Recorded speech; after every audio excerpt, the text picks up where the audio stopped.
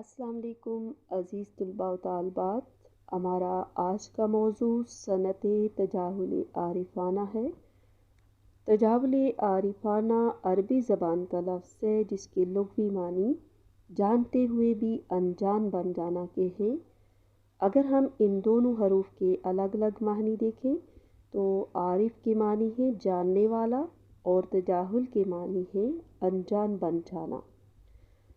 اس سے مراد یہ ہے کہ جب کوئی شاعر اپنے کلام میں کسی ایسے نکتے کو بیان کرے جس میں وہ یہ بات جانتے ہوئے بھی جان بوجھ کر انجان بننے کی کوشش کر رہا ہو تو ایسی صورت میں اسے ہم صنعت تجاہل عارفانہ کہتے ہیں. یعنی یہ تجاہل کسی نہ کسی لطیف نکتے پر مشتمل ہونی چاہیے. اب ہم اس کو مختلف مثالوں کے ذریعے دیکھیں گے جس سے آپ کو اس کی مثال اچھی طرح سے دیکھتے ہیں. صنم کہتے ہیں تیری بھی کمر ہے، کہاں ہے، کس طرف ہے اور کدھر ہے.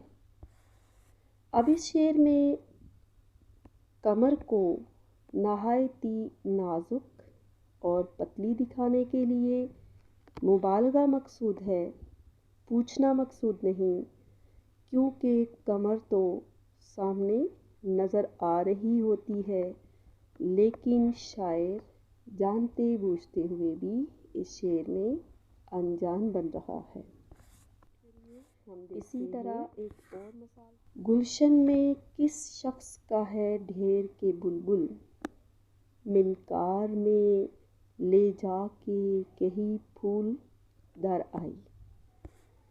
اب اس شعر میں شاعر پوچھتا ہے کہ یہ کس شخص کا ڈھیر ہے کہ جس پر بلبل پھول دھر آئی ہے، حالانکہ وہ یہ جانتا ہے کہ یہ کسی عاشق کا مزار ہے لیکن جان بوجھ کر یہاں بھی انجان بننے کی کوشش کی جا رہی ہے. اس لیے اس شعر میں بھی صنعت تجاہل عارفانہ پائی جاتی ہے.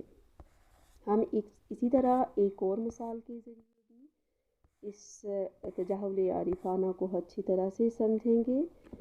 کون آیا ہے عیادت دل، درد کچھ آج جیسے کم کم ہے.